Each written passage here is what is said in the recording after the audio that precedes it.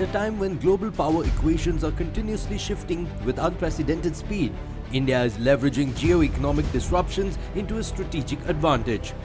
Fueled by resilient growth and a robust demographic dividend, India is actively shaping the narrative of global economic engagement. These points were brought in focus in the recently concluded 11th edition of the Times Network India Economic Conclave held in New Delhi.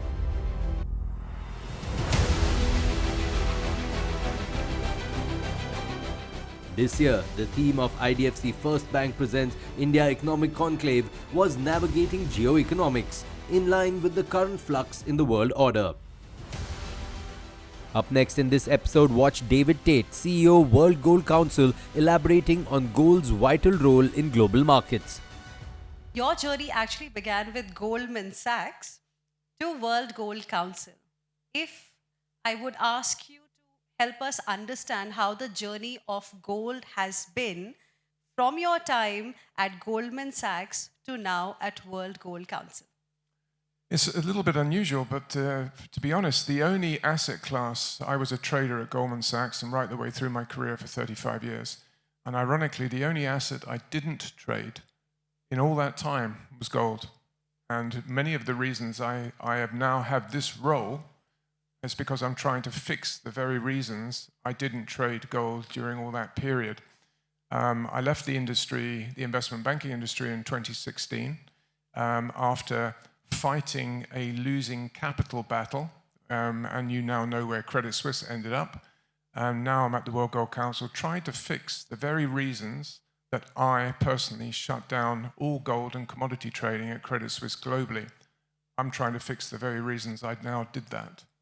But what is it that something that used to be considered as a dead asset wasn't lucrative then, but is extremely lucrative right now? I mean, what's really happening with gold?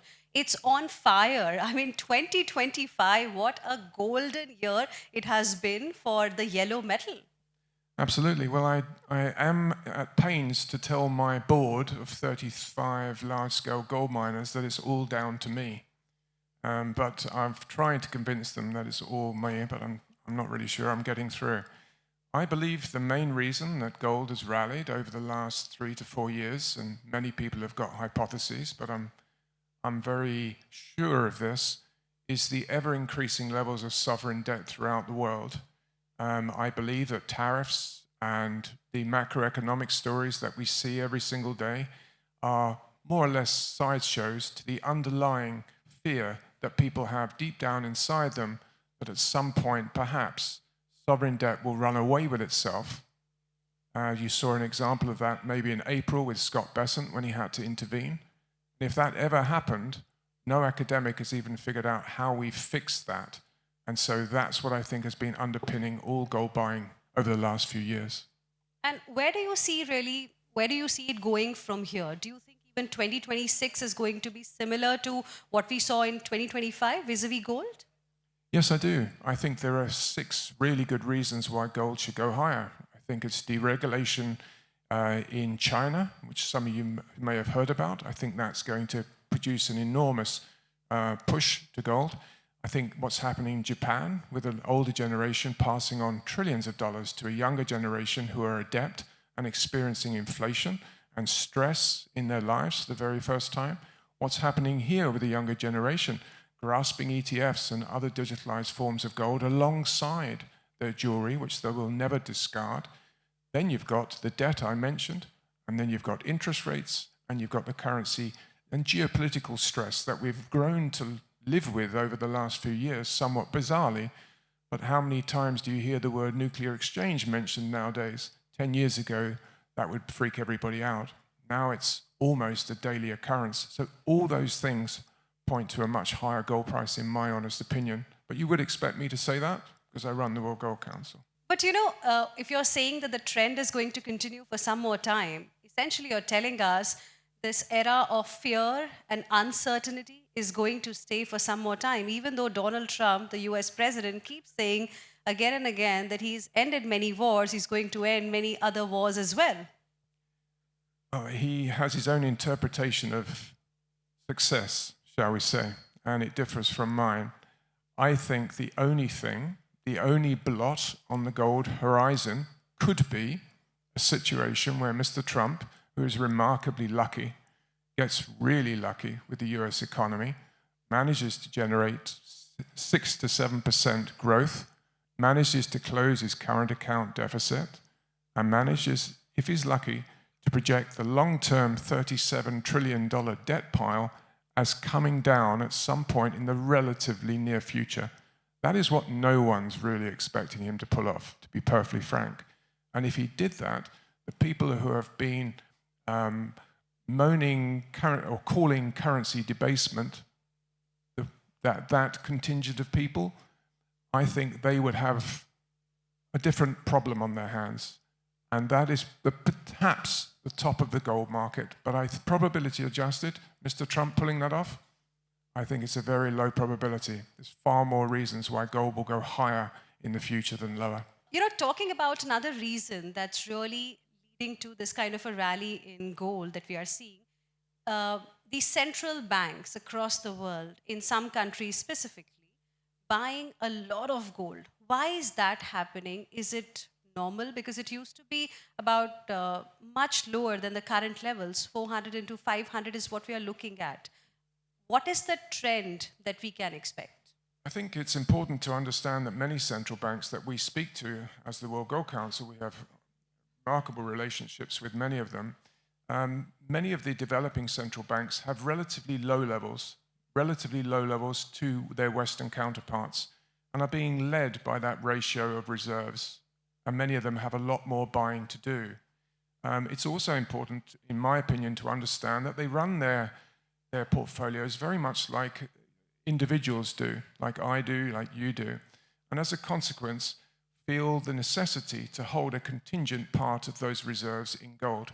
Many of these countries have obviously either don't have fully floating exchange rates or have gone through bouts of violent inflation or deflation and feel the need to build those reserves.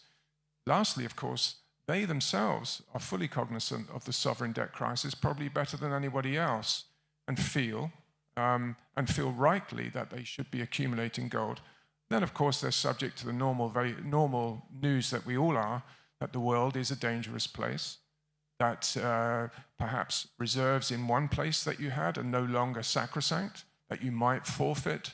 All these reasons are contributing towards that. So I expect to see the central banks continue to buy, but they're not the sort of investors that or traders that I used to live and breathe with. They will sit patiently, I imagine, and whenever there's a retracement, they will be buying gently, consistently going forward.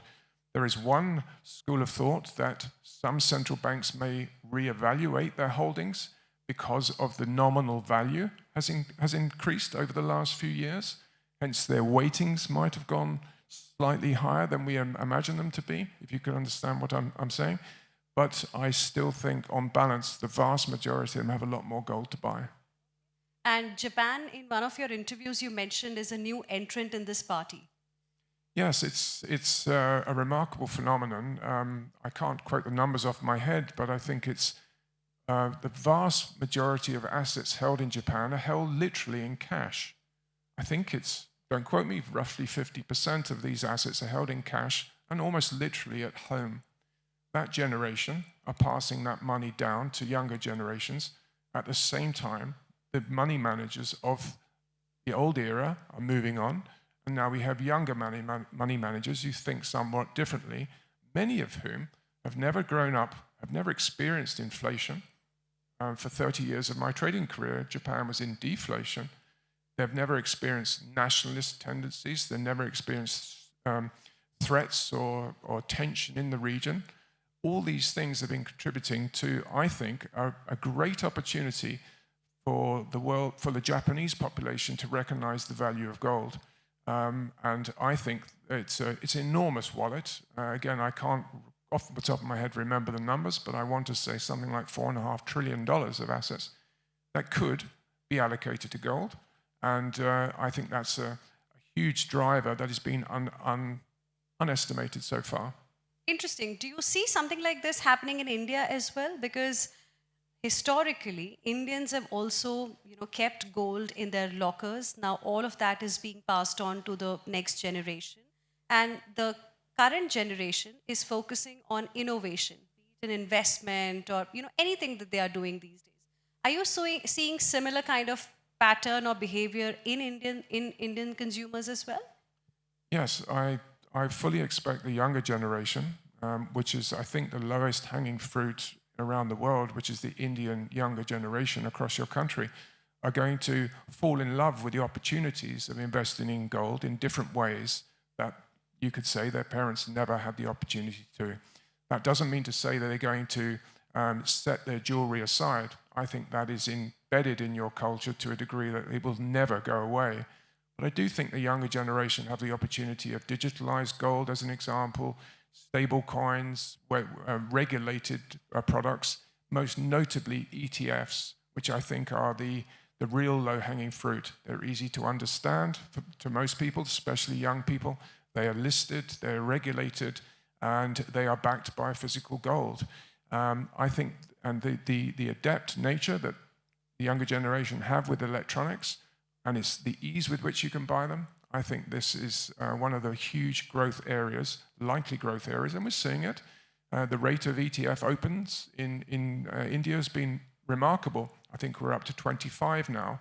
I see that as only growing, I must admit, and I honestly think the younger generation need to be listening.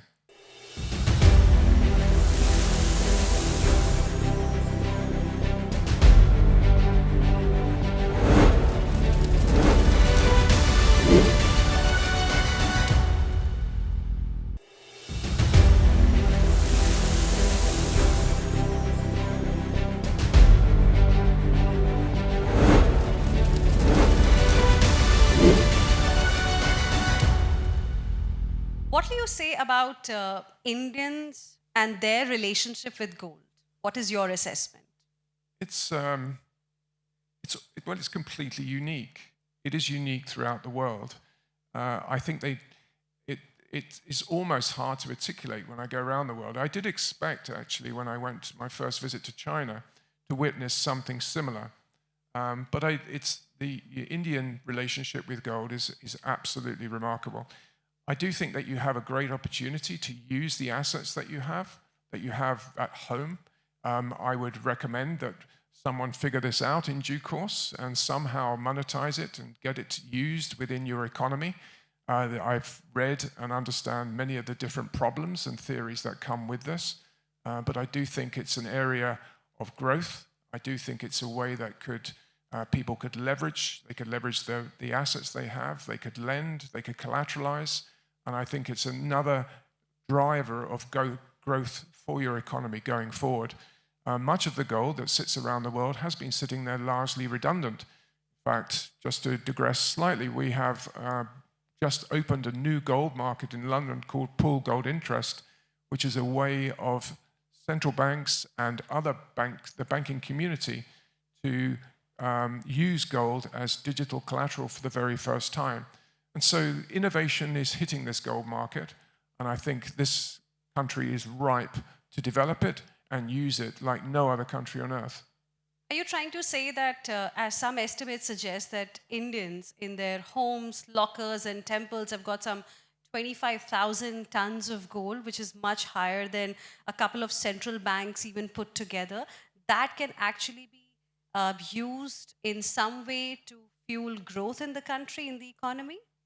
Yes, I do. I think there are obvious, and I won't get into suggesting changes to tax systems that would support that move. But if there was a way of bringing the bar and coin contingent of that gold into the open, such that it can be used, maybe digitalized, maybe leveraged, maybe lent, maybe used as collateral in the economic system of India, that could only be a benefit.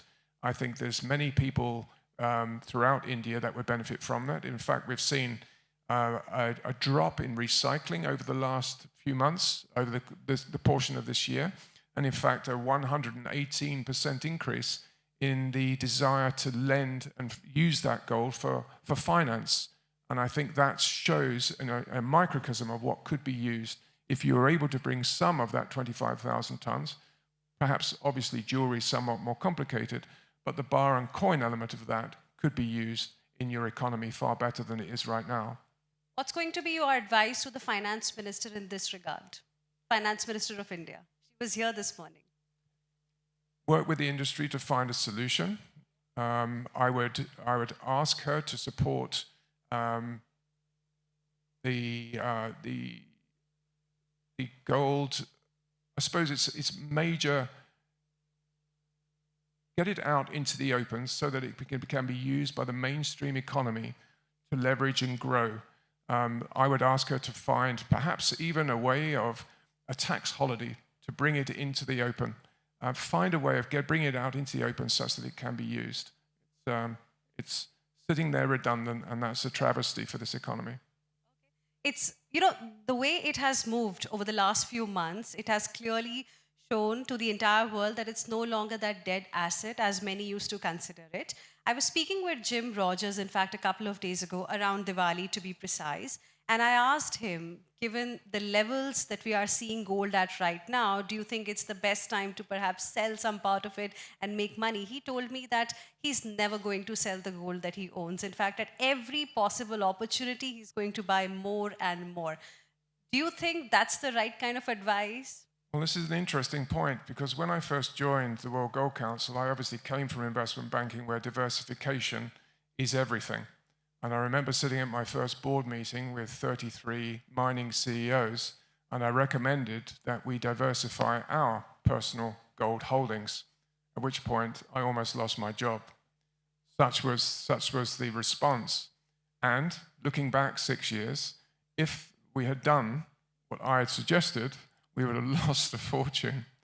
That being said, it's ingrained in me to diversify. It's part of my DNA as a trader. It makes common sense. And in fact, we as the World Gold Council hold to that line that gold should form part of a portfolio, not the whole portfolio, for obvious reasons. So I understand why Mr. Rogers and others that I've met feel that strongly about gold. Fiat currencies have only declined in value over time. By its very nature, you can keep printing. And that's what we see. We see these debt levels, we see this debasement, we see the intrinsic value of these currencies declining over time, and that gives the people who really, truly believe that gold is the answer to this all the fuel they need. My personal recommendation is always take a profit, always diversify, but always have gold as part of a portfolio. Just depends on your weighting. I would never have it as a tactical asset, as in don't get in, get out. Just have a different weighting, but always have it. And I think that is what you see from central banks, and that's what you see from most clever traders. What is your biggest fear vis-a-vis gold, given what has happened with the yellow metal in the last 1 year specifically, and how things have evolved within countries, their behavior, relationship with gold, how that has evolved over the last few months? My biggest fear for gold, my biggest fear for gold is the supply chains. I would say my biggest fear is that we do not solve for what is a bit of a travesty throughout the world, which is the artisanal and small-scale gold miners throughout the world who are supplying 1,000 tons into our market on a yearly basis, the conditions they work in and the abuse they suffer needs to be changed.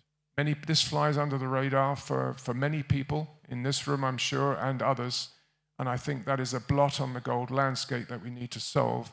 And so for India, that has a relatively nascent investment market, if it wants to force itself into the front of the investment community globally, it needs to make sure that supply chains are secure, that you can rely on them, you know where the gold has come from, you know who has dug it up, and you can prove that. That setting your stall out in that regard, which is a real mission of mine, will make an enormous difference to international investors around the world and turn India into one of the major gold centers on the planet. I know it is from a jewelry perspective, But in order to attract the major asset managers and the major banks in the world to regard India in that way going forward, you need to have certainty, you need to have trust, you need to have transparency. That's the biggest threat to the market. Sorry. Trust and transparency. Now, given the current set of concerns that you have vis-a-vis gold, what are going to be some key priorities for World Gold Council going ahead? The Indian Association for Gold and Standards, IAGES, is something that we set up over the last few years. It was a remarkable story 6 years ago when I was first introduced to the industry in India. I was introduced to something like 50 jewelers in succession over a course of 2 days. I had a lot of flowers by the end of 2 days. It was remarkable. But at the end of it, there was a clear message that the industry could do with a degree of leadership because they were all very competing peers, and it was missing some form of stake in the ground around which they could coalesce. And so we established an SRO in India called IAGES, which is up and running now, and hoping to bring on board all wholesalers and jewelers throughout your entire country. We've made a great start. I think this will be an amazing thing for your industry and for the population who buys gold. I think this is one of the most important things. And perhaps, if I could go back to your question with the finance minister, I would say, if I had one ask, it would be to advocate for this body, because trust, transparency is the future of this industry, and the complete direction of travel, whether it's regulations or compliance, is in that direction. So you tie those two things together, trust, transparency, and supply chains. That is the future of the gold industry. And be under no illusion, if you do not sit inside that tent, you will be excluded, because, without sounding too brash, that's my next Everest. Do you think hallmarking was like a good decision? Absolutely. It's by definition, that is the direction of travel. It's difficult for some to accept, I understand, but it has to be that way. You can imagine how a purchaser of gold feels walking up to two jewelers, one who is accredited under IAGES and has hallmarked products, where they know they come from, know they've been responsibly mined, know that they haven't used mercury getting it out the ground, know that children have not been used in mines from that accreditation, and a jeweler who doesn't have that. The people in the street, the population of the country, needs to know that and be able to choose. And that's what our mission is, to make that very clear. People will have a choice. So it becomes a positive differentiator. The pressure to improve is always there and will never go away.